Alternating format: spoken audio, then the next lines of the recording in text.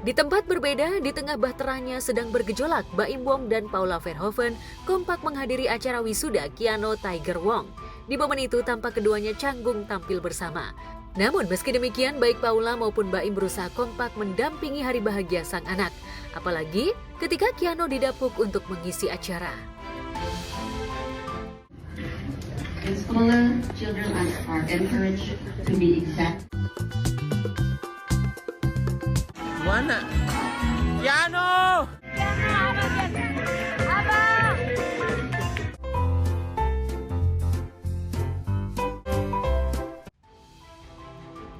Agak disayangkan jika kebahagiaan ini harus berakhir, meski belum ada pernyataan resmi ihwal bahtera keduanya. Namun warganet curiga lantaran Baim kerap menghabiskan waktu bersama putranya sendirian tanpa Paula. Lantas benarkah ada keretakan bahtera antara Baim dan Paula? Atau keduanya hanya sedang membatasi tampil bersama? Tanyain dia lah, maksudnya tanyain saya. Tanyain aja. Baim sendiri mulai agak risih jika ditanya juru warta. Sementara beberapa kali ditanya, Paula hanya menjawab dengan meminta didoakan. Lantas benarkah keduanya tengah berusaha cooling down? Wajar lah itu mah ya. Wajar kalau misalkan kayak apa, ada perbedaan, ada kesamaan. Bukan hanya bahtera Baim dan Paula saja yang diterpa isu keretakan. Presenter Ruben Onsu malah sudah mengajukan gugatan cerai atas istrinya Sarwendah Tan. Namun Sarwendah tak mau ambil pusing. Saat berlibur ke negeri Ginseng, Korea Selatan bersama anak-anaknya, Sarwendah diam-diam memutuskan untuk melakukan operasi wajah. Walhasil, hasil operasi wajah Sarwendah malah dianggap netizen mirip dengan wajah Inul Daratista. Dan seperti inilah wajah Sarwendah hasil operasi dengan wajah Inul. Jadi ini emang langsung dikencengin sama mata aku kan juga banyak kerutan yang kayak garis-garis gitu di lip. Netizen boleh saja mencocokkan kesamaan wajah Inul dan Sarwendah baik dari mata maupun bibir, tapi boleh saja Sarwendah keberatan. Pasalnya operasi wajah yang dilakukan tentu saja mengikuti garis wajah dan ada contoh ideal yang diinginkan Sarwendah, semisal wajah-wajah perempuan Korea. Perasaannya juga udah mulai terbiasa dan bengkak-bengkak kayak di mata juga udah mulai makin jernih malahan. Merubah wajah dengan operasi memang beresiko, baik medis maupun hasil penampilan yang bisa saja tak sesuai. Tapi sikap berbeda justru dilakukan istri komedian Denny Cagur. Alih-alih memilih operasi, Santi malah memilih untuk berhijrah menutupi wajahnya dengan jilbab. Lantas benarkah Santi tergerak untuk merubah penampilan karena putranya? Saat itu kan anak aku sekolah di sekolah Islam. Ini si Abi ya? Iya, Abi yang paling besar. Saat itu Abi kelas 1 SD, sekolah di sekolah Islam. Terus ada momen saat pas mau aku jemput, udah dandan aku dulu Mbak Pen sebelum berhijab ya. Pakai baju yang ininya ke sini, celana yang robeknya di sini, yang gitulah ya. Udah. Terus pas aku jemput, aku antar. Nanti Mami jemput lagi, kata dia. Iya. Mami nanti jemput nggak usah turun ya. Kenapa Mami nggak boleh turun? Kan Mami mau jemput kakak. Nggak usah. Karena kakak malu. Malu. Wah, aku mulai. Malu kenapa kak? Mama-mama yang lain pakai hijab. Dari situ langsung aku ngerasa tertampar Mbak Fen. Harus bener-bener ngaca di situ nih anak loh. Anak kamu yang belum ngerti apa-apa udah punya rasa malu. Kamu masa nggak punya rasa malu? Dari situ udah aku langsung berhijab. Pas besokannya mau antar sekolah lagi, aku udah pakai hijab. Dia kaget, dia bengong gini. Mami pakai hijab, kata dia. Iya. Karena mau antar kakak sekolah. Enggak, kata aku. Terus pakai hijab, kata. Hah? Lalu dia langsung peluk, dia seneng banget. Ya Mami Allah. cantik, kata dia.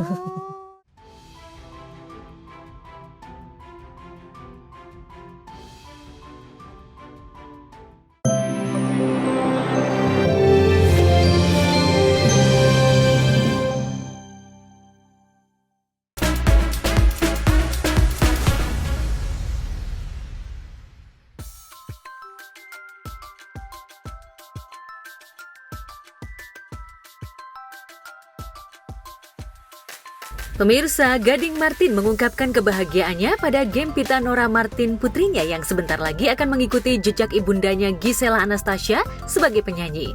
Bahkan saat ini di bawah bimbingan penyanyi Yura Yunita dan suami Done Maula, Gempi terlihat sedang proses menuju single perdana. Puja-puji tanpa kata, mata kita yang bicara, selalu nyaman bersama, janji takkan kemana-mana.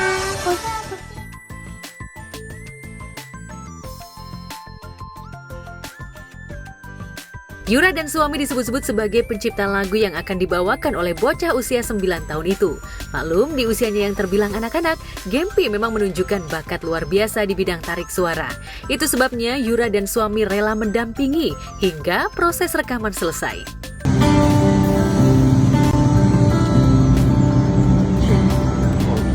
Puja-puji tanpa kata, mata kita yang bicara, selalu nyaman bersama, janji takkan kemana-mana. Puja-puji tanpa kata, mata kita yang bicara, selalu nyaman bersama, janji takkan kemana-mana. Ya, janji takkan kemana-mana, janji takkan kemana-mana, janji takkan kemana-mana, janji takkan kemana-mana.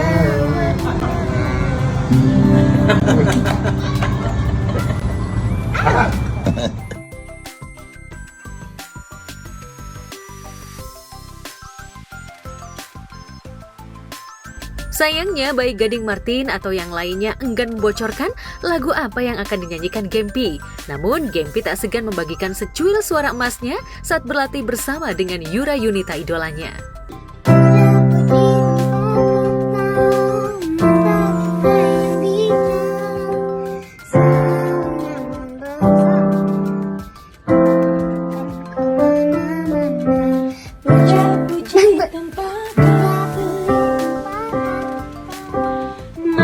Kita yang bicara, selalu nyaman bersama, janji takkan kemana-mana.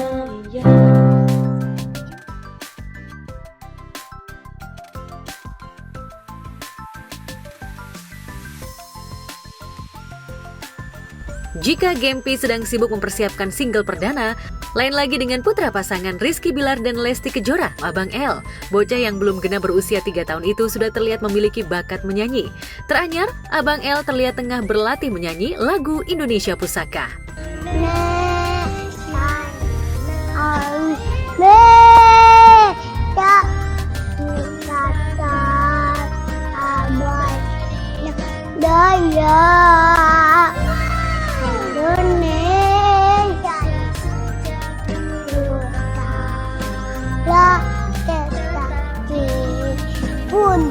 Pudak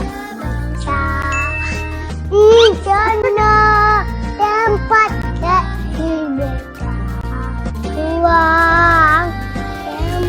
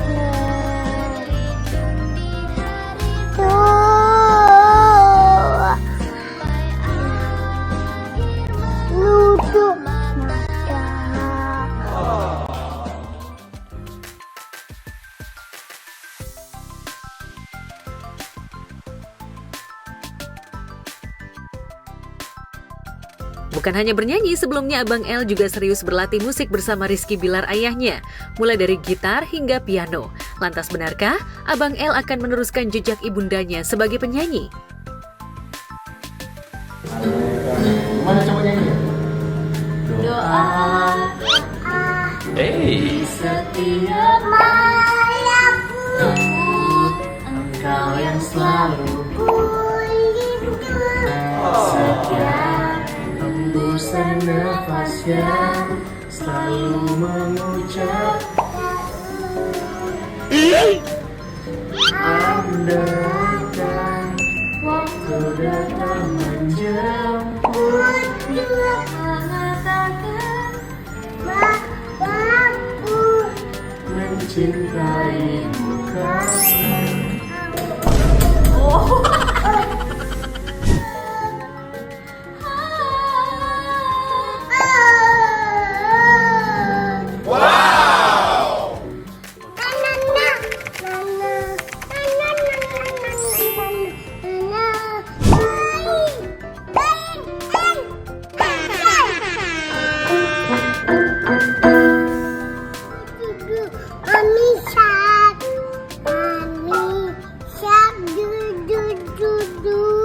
andai coba Abang Mayat.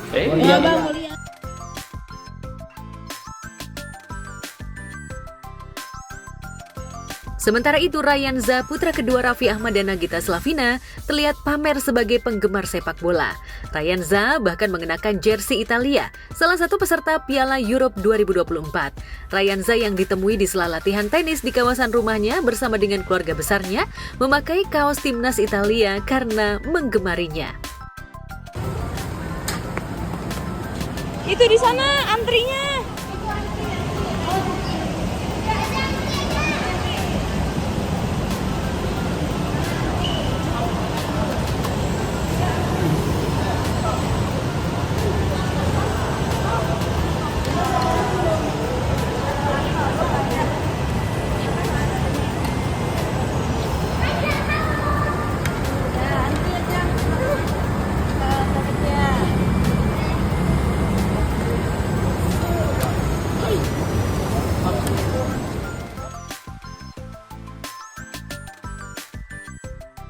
Ryanza melakukan latihan tenis secara rutin dengan mendatangkan trainer. Serunya, Rafathar dan Ryanza sudah mulai piawai memukul bola dengan menggunakan raket kesayangannya.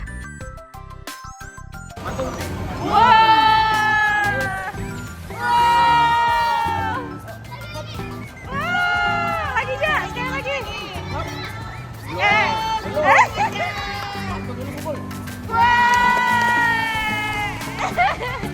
Udah lagi. Ke belakang. Ke belakang lagi.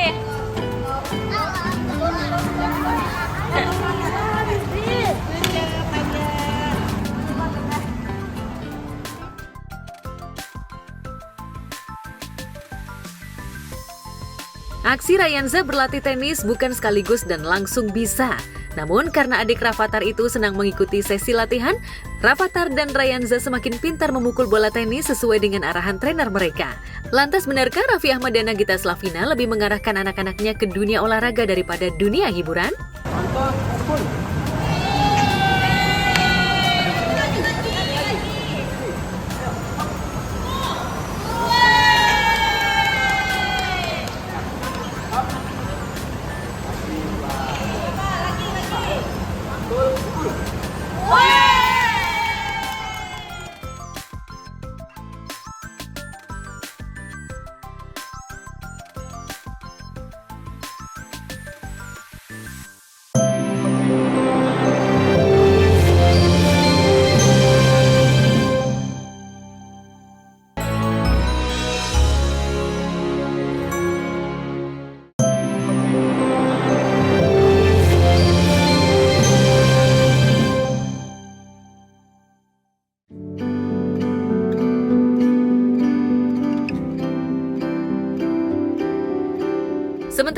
kebahagiaan tengah dirasakan keluarga besar Azriel Hermansyah. Ya, 27 Juni 2024 lalu, tepat di ulang tahunnya yang ke-24 tahun, Azriel akhirnya melamar sang kekasih Sarah Menzel. Secara sederhana dan intime di depan orang tua, kakak dan adik serta ibunda Sarah, Azriel menyatakan perasaannya dan melamar Sarah. Ashanty yang ditemui tim Gospot mengungkap rasa bahagia menyaksikan sang anak melamar kekasihnya. Seneng banget karena nggak rame, hanya keluarga, hanya kita aja, tapi semua bisa hadir dan mengalir, nyatu semuanya, semua support, saling support, itu sih yang luar biasa.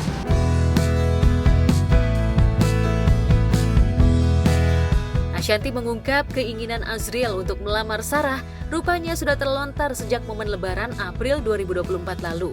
Namun Ashanty tak menyangka akan secepat ini. Pasalnya saat itu Ashanty mengurai baik Azriel ataupun Sarah masih fokus pendidikan dan mengurus bisnis. Jadi pas Lebaran, kan kita ngobrol kan sekeluarga doang, ada abang, kakak, Torik, Jiel semua. Terus kita lagi bilang ya maksudnya kayak Torik mau serius gini. Terus entah kenapa tiba-tiba Jiel tuh nyeletuk, "Nah Bun, aku juga mau serius sama Sarah." Kita shock kan gitu, kayak padahal beberapa bulan sebelumnya tuh setiap kali ditanya tentang itu sama kakaknya sama siapa, dia selalu jawab kayak, "Belum lah, aku mah enggak lah, aku mau nikahnya nanti," gitu, selalu gitu. Terus kita ditanya sama abangnya, sama Bang Atta, "Kamu kok tiba-tiba gini, kenapa?" "Iya, aku pas kemarin ibadah, pas di Mekah gitu, aku kayak aku berdoa gitu, terus kayaknya aku ya udahlah, aku pengen nikah gitu." Kita kan kaget, maksudnya Jiel tuh nggak pernah kayak Aurel yang pengen nikah muda atau apa gitu, nggak ada ancer-ancernya. Tapi ya kan namanya anak punya keinginan yang baik, ya kita pasti support. Akhirnya kita tanya detailnya dan lain-lain, ya udah akhirnya kita bilang ya udah nanti pulang dari Mekah kita ngobrol sama Mimi sama semua gitu.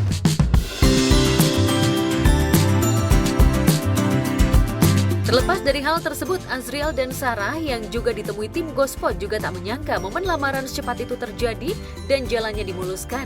Lantas apa yang membuat Azriel akhirnya yakin melamar kekasih hatinya tersebut dan berani melanjutkan ke jenjang pernikahan? Kemarin sih nggak nyangka, soalnya kan dia yang ulang tahun ya, kan Sarah yang surprisein dia malah kasih surprise balik. Terus nggak nyangka juga, ternyata mama juga datang, itu juga surprise kan. Jadi kita berdua nggak tahu mamanya Sarah bakal ada di situ. Jadi bukan spontan atau gimana, udah ada plan-nya sih kemarin.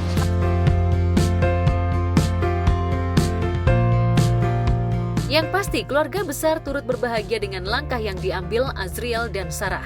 Terungkap juga sebelum melamar Sarah, Azriel pun juga menyampaikan maksud dan niat baiknya kepada sang ibu Krisdayanti. Kade pun diketahui belum lama ini juga berangkat ke Bali untuk menemui keluarga Sarah. Akhirnya kemarin Mimi kan ke Bali sekalian buat ngobrol juga ke keluarganya Sarah. Terus kita juga kontak lah, semuanya saling kontak. Ya udah akhirnya Jiel memberanikan diri di hari ulang tahunnya kemarin untuk sekalian kayak propose gitu ke Sarah. Kalau dari Sarah sendiri nggak expect sih, karena kan awalnya emang untuk pengen nikah sendiri pengennya sih umurnya 25, ya makanya umur matang, dan nggak expect dia bakal secepat ini buat melamar. Cuma ada sebagai cewek ya, namanya dilamar pasti seneng kan, apalagi ya nanti cowoknya serius. Kita kan pacaran udah 4 tahun. Iya. Nggak mau buang-buang waktu lah, dan nggak mau nyanyain waktu yang udah aku luangkan 4 tahun buat dia. Jadi biar kedepannya juga, ya keluarga juga soalnya udah deket banget sih. Udah sempet nyamperin ke Jerman juga, udah kenal keluarga yang di Jerman. Jadi buat apa buat lama-lama sih.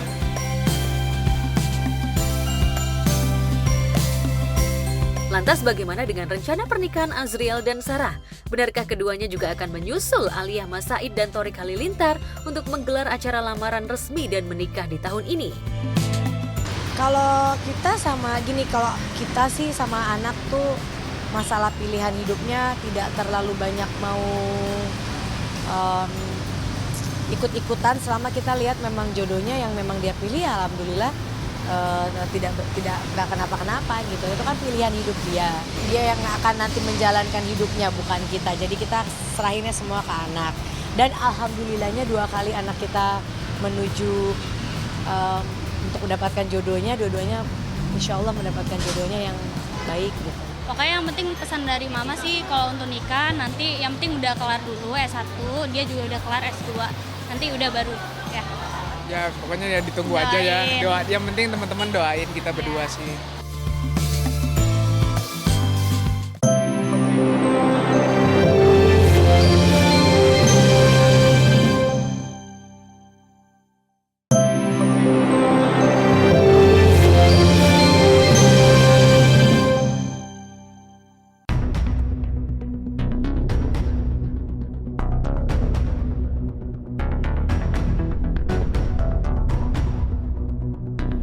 Kasus judi online, salah satu wabah yang menjerat kehidupan masyarakat kelas menengah ke bawah tak pernah sirna dari peredarannya di jagat maya.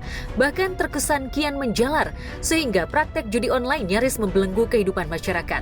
Yang mengejutkan tak hanya kalangan masyarakat bawah, di kalangan menengah hingga yang berstatus profesional pun banyak terjerat judi online. Bahkan baru-baru ini ada banyak temuan jika oknum penegak hukum pun banyak yang tersandra oleh candu judi online hingga merusak kinerja, reputasi bahkan rumah tangga. Saking sudah menjalarnya, pihak kepolisian kini mulai gencar melakukan penangkapan terhadap bandar hingga siapa saja yang ikut mempromosikan judi online. Teranyar, Polresta Bogor, Jawa Barat bahkan sudah menangkap salah satu selebgram yang diduga ikut mempromosikan judi online. Selebgram berinisial CN yang masih berusia 19 tahun ini tak berkutik saat ditangkap di kamar kosnya kawasan Bogor Utara oleh Satreskrim pada Selasa malam 25 Juni 2024 lalu.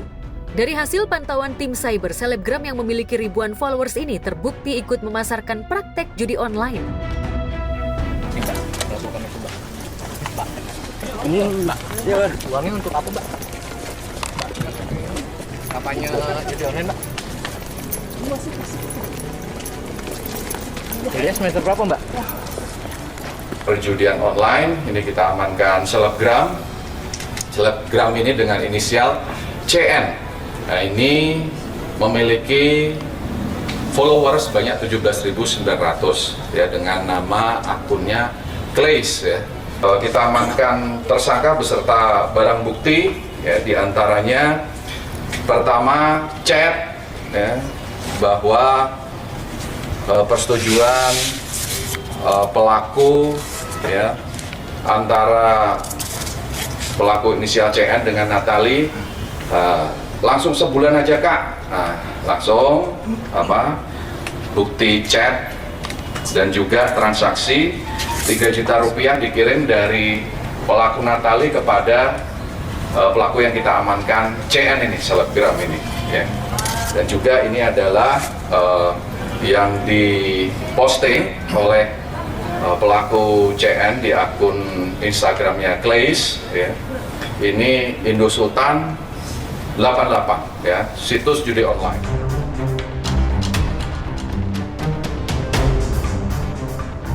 Selain CN yang belakangan diketahui berstatus mahasiswa, polisi juga menangkap 2 pelaku yang menjadi mediator CN dan selebgram lainnya untuk mempromosikan judi online. Dengan modus operandi dari si tersangka ini ya, ditawari oleh seseorang ya bernama Nalita, dan ulangi Natali ya. Kemudian ditawari 5.500.000 rupiah setiap bulan untuk memposting 2 kali sehari situs judi online. Nah, kemudian yang bersangkutan pelaku ini menyetujui dan tiap hari dari tersangka ini melakukan posting ya situs judi online. Dia sebagai brand ambassador ya Indo Sultan 88 dan mendapatkan support ataupun kiriman transferan dari Natali dengan janji 5.500.000. Namun dari tersangka ini baru menerima 3 juta rupiah karena akhir bulan ini sudah keburu ketangkap oleh jajaran Polresta Bogor Kota. Selama sepekan dari hasil patroli siber, rupanya Polresta Bogor sudah menangkap sekitar 7 selebgram yang diduga terlibat promosi judi online. Ini adalah hasil dari patroli cyber jajaran Polresta Bogor Kota. Untuk pelaku kita jerat dengan undang-undang perjudian ya, yaitu melalui undang-undang ITE, Undang-Undang Nomor 1 Tahun 2024, perubahan atas Undang-Undang Nomor 11 Tahun 2008, ya dengan ancaman 10 tahun penjara. Selain upaya menangkap siapa saja pelaku dan orang-orang yang terlibat mempromosikan judi online, Polda Metro Jaya juga berencana akan menggeledah isi HP anggotanya, khawatir masih ada yang menggunakan aplikasi judi online. Pasalnya, bukan hanya masyarakat biasa saja yang terjerat candu judi online, melainkan juga oknum aparat. Yang mengejutkan, selain keterlibatan oknum polisi, ASN, dan pekerja di institusi pemerintahan lainnya, PPATK belum lama ini merilis hasil temuan ada 1.000 lebih anggota DPR RI maupun DPRD terlibat judi online, sehingga transaksinya mencapai ratusan miliar. Karena banyak teman-teman itu lagi kita syuting kerja atau dia main judi online, saya nggak tahu. Kayak gitu. Malah ada beberapa yang polisi juga. Ya, tapi jangankan selebgram sebagai influencer judul, tapi katanya kan ada beberapa ada artikel yang mengatakan bahwa para anggota parlemen juga ada yang terlibat atau memainkan yang namanya. Jadi ada lebih dari 1.000 orang DPR, DPRD sama sekretariat kesekjenan ada. Transaksi yang kami potret itu lebih dari 63.000 transaksi yang dilakukan oleh mereka-mereka itu. Angka rupiahnya hampir 25 miliar di masing-masing. Ya transaksi di antara mereka dari ratusan sampai ada miliaran, sampai ada satu orang sekian orang miliar. Itu deposit.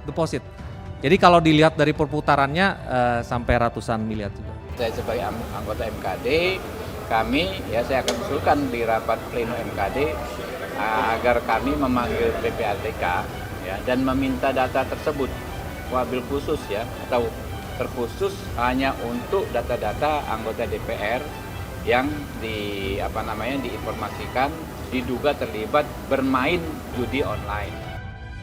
Kasus judi online ini memang amat meresahkan, apalagi sudah banyak kasus yang terjerat judi online hingga berhutang bahkan kehilangan rumah dan rumah tangganya. Laporan beberapa peradilan agama bahkan menyatakan sebagian besar gugatan cerai dilayangkan lantaran ada banyak suami yang kecanduan judi online, sehingga istrinya memilih bercerai daripada terperangkap dalam nestapa akibat ulah suami yang kecanduan judi online. Jumlah perkara yang masuk sampai bulan Juni ini, kalau gugatan ada 2.268 dan permohonan atau volunteer 206, sehingga kurang lebih 2.474 perkara yang masuk per saat ini, dan yang sudah diputus oleh pengadilan agama 1.947 dan sisa perkara adalah 169. Nah, di antara perkara-perkara yang ditangani itu ada perkara yang disebabkan alasannya karena judi online dan pinjaman online. Dan karena hal itu menjadi penyebab terjadinya perselisihan dan pertengkaran secara terus-menerus, sehingga mereka akhirnya berpisah rumah dan sudah tidak ada lagi keharmonisan dalam rumah. Ya sebenarnya sih contohnya sudah banyak, bahwa sebenarnya Bang Haji sudah bilang bahwa judi neo gitu loh. Kan itu kayak memang banyak mendapatkan kesulitan sebenarnya, karena secara teori banyak sekali penjudi-penjudi profesional juga bilang bahwa tidak ada dalam istilahnya yang namanya akan kalah yang punya yang punya bisnisnya, bisnis judinya pasti ingin menang terus, jadi kita pasti kalah. Candu pada judi online bagaimanapun bukan hanya merusak mental tapi keutuhan rumah tangga. Ada banyak kasus bahkan pelaku judi online nekat mengakhiri hidupnya lantaran sudah terlilit hutang dan kehilangan apa saja. Tapi sayang, dibalik keprihatinan akan situasi ini, masih saja banyak orang yang tergiur mempromosikan judi online termasuk sederet selebriti. Sebut saja Wulan Guritno yang pernah beberapa kali bolak-balik kantor kepolisian gegara diduga pernah mempromosikan situs judi online. Tapi karena diduga kuat backingannya, Wulan bisa lolos dari jeratan hukum. Pun Dinar Kendi juga sempat diperiksa polisi karena diduga ikut promosi situs terlarang. Tapi lagi-lagi selebriti yang diduga ikut promosi lolos dari jerat hukum. Mendapatkan uang 3.500.000 selama dikontrak per bulan. Jadi sebulan 3,5 juta berarti? Iya, tapi tapi tidak semua saya ngambil. Dibagi ya bagaimana? Dibagi ke siapa aja itu?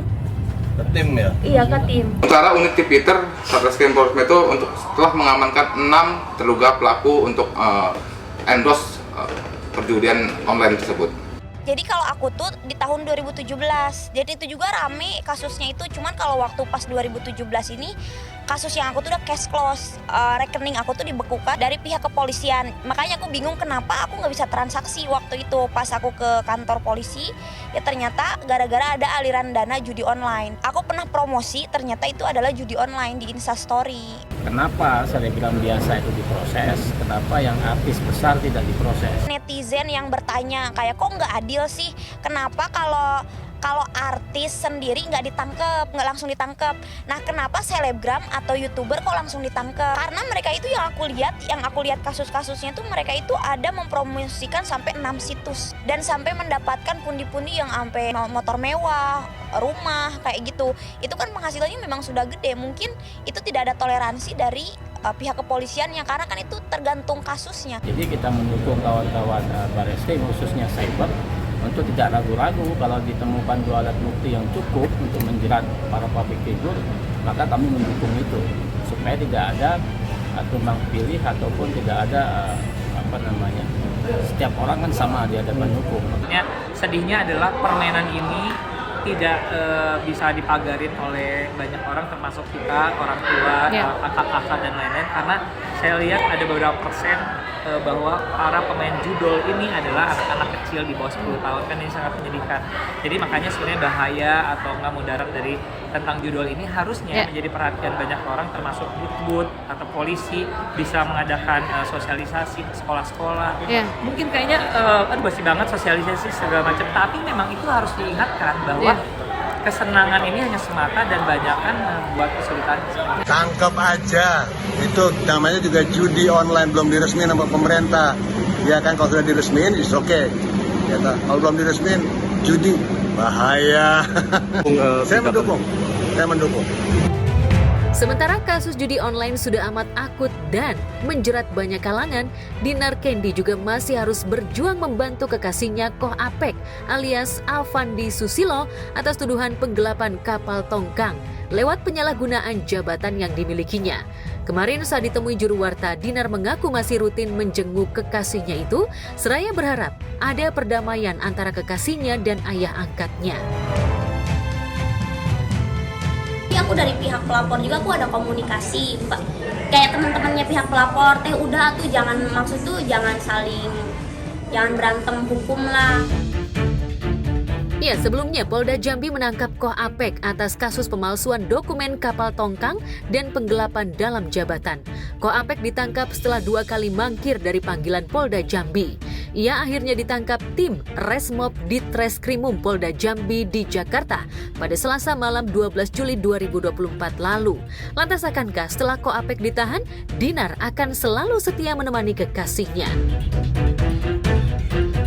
Angkatnya aku kenal, pernah ketemu juga. Suka nelpon aku, udah damain kalau bisa. Aku udah ngomong, aku udah bilang gitu kan. Cuman ya gitu.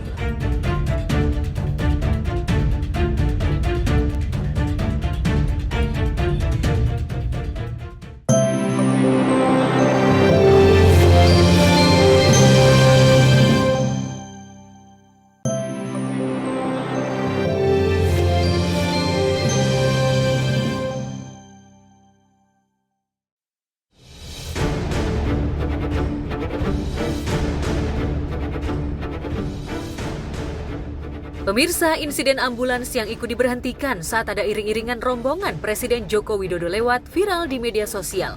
Dalam video yang beredar terlihat mobil ambulans mengalah dan berhenti saat rombongan mobil Presiden lewat. Video itu direkam sendiri oleh sang sopir ambulans yang saat itu sedang membawa pasien seorang nenek yang didampingi oleh 2 orang lainnya dalam ambulans. Peristiwa itu terjadi di depan RSUD Dr. Murjani yang berada di Kabupaten Kota Waringin Timur, Provinsi Kalimantan Tengah. Nasib nah pasien kemandak.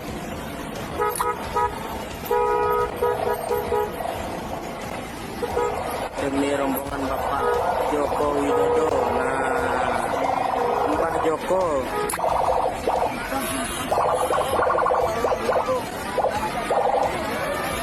Mbak Joko. Mbak Joko. Pasien ulun Mbak Joko. Awas, awas. Di belakang rangkaiannya panjang. Di belakang masih panjang rangkaiannya. Nasib tahan orang.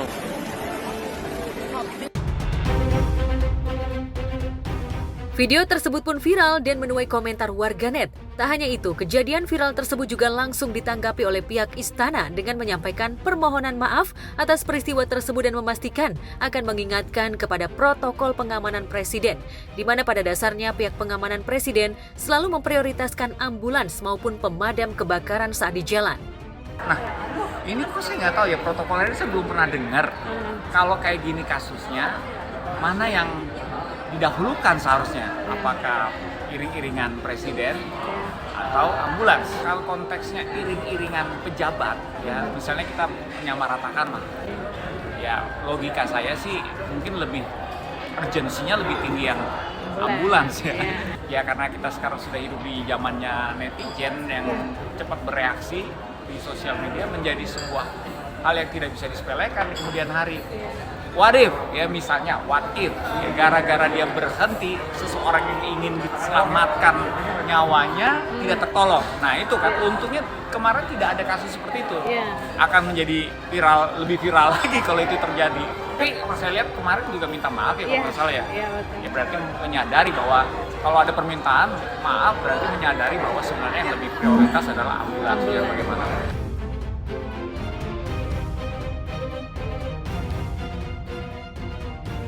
Jemaah haji asal Makassar, Sulawesi Selatan menjadi sorotan ketika kembali di tanah air setiap tahunnya.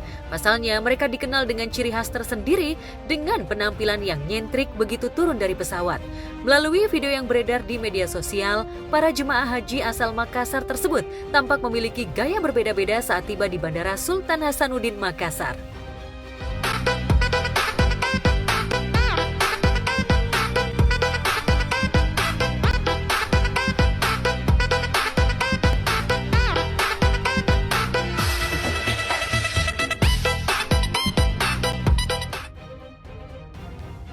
Bak model ternama, para ibu hajah tersebut bergaya dengan fashion yang mentereng. Sebagian tampak terlihat mengenakan pakaian mencolok dengan kebaya bermanik-manik yang biasa dikenakan saat acara kondangan atau pernikahan. Tak hanya itu, beberapa jemaah juga terlihat bergaya bak sultan dengan aksesoris emas di berbagai sisi.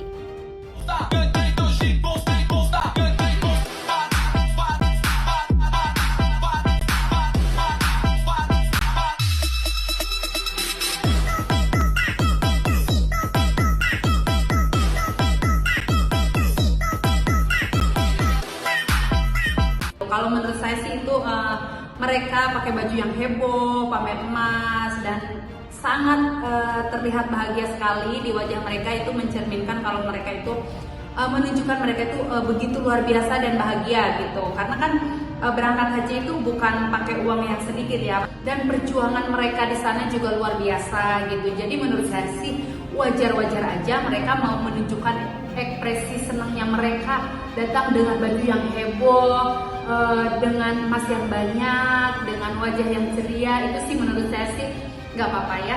Jadi kalau buat aku itu sah-sah aja. Orang meluapkan kebahagiaannya setelah melakukan sesuatu itu sah-sah aja.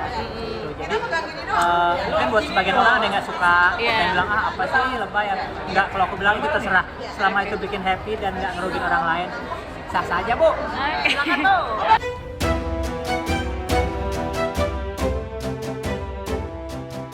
Di lain tempat, video Mamah Dedeh menyentil seseorang gegara memamerkan gelar hajinya viral di media sosial. Dalam video yang beredar, tampak seorang jemaah pengajian Mamah Dedeh bertanya dengan menyebutkan gelar hajinya. Namun tiba-tiba Mamah Dedeh meminta ibu-ibu tersebut agar tidak menyebutkan titel hajinya. Bismillahirrahmanirrahim. Assalamualaikum warahmatullahi wabarakatuh. Waalaikumsalam. Surhan dong, Ma. Ya dong, Cek.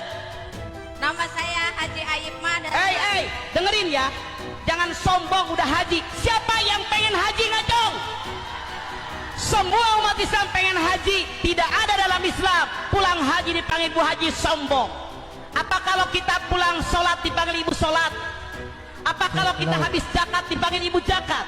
Apa kita kalau habis puasa dipanggil ibu puasa? Pernahkah dalam Quran, dalam hadis Nabi pulang haji dipanggil Bu Haji? Nabi Muhammad, Rasul kita nggak pernah dipanggil Haji Muhammad. Itu kesombongan. Biasa aja kale. Cek wireless, ada lagi nggak wireless? Balik lagi, nggak usah pakai haji-haji sombong. Nama saya Mama Ayet Mah. Ya begitulah, lebih sederhana.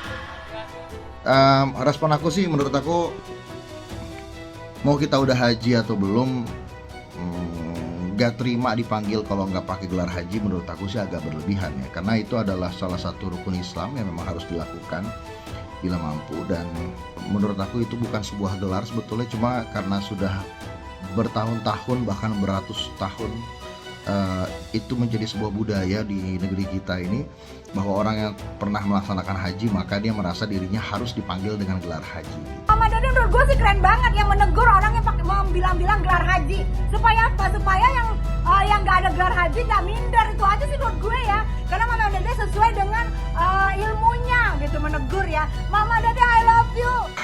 Kita nggak perlu menjadikan haji itu menjadi gelar kebanggaan buat kita. Pertama, kita nggak tahu haji kita di pandangan Allah Ta'ala itu mabrur atau tidak.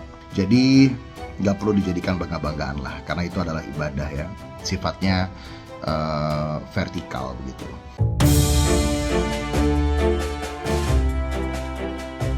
Ya, menurut Mama Dede, titel haji untuk orang yang telah berhaji tidak ada dalam Al-Quran maupun hadis Nabi. Video Mama Dede pun sontak jadi sorotan netizen. Terlebih, video tersebut juga seakan mengingatkan netizen kepada orang tua Atta Halilintar saat momen lamaran Thorik Halilintar. Ibunda Atta yakni Geni Faruk saat itu menyatakan bahwa putranya Thorik sudah haji sejak umur 2 bulan. Sementara ayah Atta Halilintar Anovial Asmit saat itu ingin putranya Atta dipanggil menggunakan gelar haji. Gak apa-apa lah, namanya ibu-ibu mungkin mau jelasin dulu ceritanya gimana gitu kan, seneng gitu. Karena dulu kan mama saya belum kayak sekarang haji bisa ada paket bagus ini itu, dulu kan perjuangannya luar biasa ya. Dulu belum ada visa-visa kayak sekarang. Dan habis itu mungkin mama saya juga kan buat haji itu perjuangannya bukan hanya dari segi materi tapi dari segi tenaga. Zaman dulu kan haji nggak kayak sekarang ya. Ya mungkin bangga lah bisa bawa salah satu anaknya gitu ya.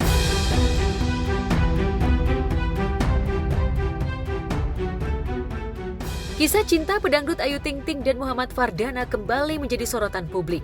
Kali ini netizen dihebohkan kabar terbaru dari calon suami Ayu tersebut.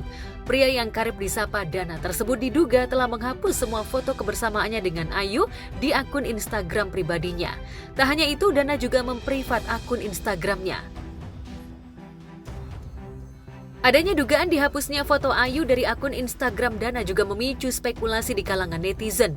Banyak yang bertanya-tanya apakah hubungan Ayu dan Dana sedang bermasalah. Bahkan ada yang curiga bahwa pernikahan mereka mungkin batal. Namun isu itu nampaknya ditampik oleh Ayu secara tidak langsung. Faktanya, Ayu hingga saat ini masih menyimpan foto-foto kebersamaannya dengan Dana di akun Instagram pribadinya. Para penggemar Ayu pun ramai-ramai mengomentari dan berdoa agar Ayu dan Dana baik-baik saja sampai hari pernikahan. Allah itu maha tahu, maha melihat, Allah itu maha adil. Yang baik akan diterima yang baik ya. Amin. Yang jelek akan kelihatan jelek, benar nggak teh? Makasih banyak. Doain yang terbaik. Makasih ya.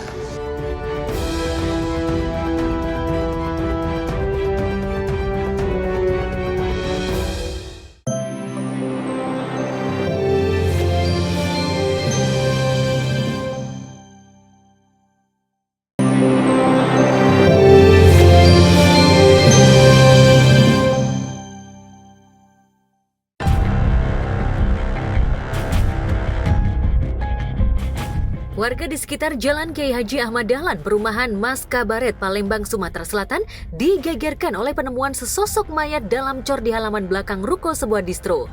Mayat yang ditemukan pada Rabu 26 Juli 2024 itu belakangan diketahui bernama Anton Eka Saputra. Pria berusia 25 tahun ini merupakan karyawan koperasi simpan pinjam di Palembang. Dari hasil penyidikan polisi, Anton dihabisi pemilik ruko dan 2 orang lainnya setelah menagih hutang. Jadi korban ini adalah penagih koperasi, kemudian kebetulan yang distro ini itu adalah nasabahnya. Dari Jumat kami telusuri ada ribut-ribut lah, dia telepon. Kemudian Sabtu pagi sebelum dia pergi nagih ke sini ada lagi ribut. Cek di CCTV yang ujung itu memang ada korban mengarah ke sini. Itu ngebayangin yang melakukan itu loh, benar-benar perbuatan yang sungguh biadab kalau menurut saya mah itu. Udah membunuh, itu perbuatan dosa yang besar. Ini ditambah lagi dengan dicor, disiksa namanya itu, ya Allah. Sangat disesalkan mengapa itu terjadi. Karena apabila ada orang dalam posisi tertekan, maka dia akan mengeluarkan skema untuk keluar dari posisi tersebut. Dan apabila orang tersebut tidak dapat mengendalikan dirinya sendiri, maka dia akan berusaha menjadi superior dari lawannya. Jadi lain kali kita harus lebih teliti dan selalu waspada. Polisi awalnya menerima laporan dari keluarga Anton setelah menghilang sejak 8 Juni lalu. Satu persatu polisi menyisir nasabah Anton. Saat berkunjung ke ruko tersebut, polisi curiga dengan kondisi yang sangat tertutup. Polisi kemudian melihat bercak darah yang ada di belakang ruko. Kecurigaan itu akhirnya terbukti setelah mengetahui ada lubang yang dicor. Setelah dibongkar, kemudian ditemukan jenazah Anton. Kini pelaku yakni pemilik ruko dan 2 temannya sudah ditangkap. Dari kesaksian mereka, Anton sengaja dihabisi lantaran kerap menagih hutang koperasi. Setelah kami gali ternyata yang terjadi tindak pidana pembunuhan yang notabene menjadikan bagian pembunuhan yang ada dilakukan penguburan di TKP di mana terakhir korban ini mendatangi debitur yang kebetulan bekerja atau memiliki ruko yang ada di sini. Mayat daripada korban yaitu petugas koperasi yang bertugas menagih utang tersebut dikubur di belakang rumah ataupun halaman daripada ruko tersebut. Akulah sebagai wakil adik kan, sebagai keluarga kan, aku nak cepat tuntas ini sebagai pelaku, cepat temukan kan. Kita minta hukuman mati be. Ya, biar setimpal kan. Cak mana sakit kakak aku, gitu juga dia ngerasa sakit juga kan. Ya, biar hukum aja yang menjelaskan. Yang penting hukuman mati be. Dan kalau tertangkap, pesan saya setimpal hukumannya dengan perbuatannya. Allahu Akbar, innalillahi wa inna ilaihi raji'un, ya Allah.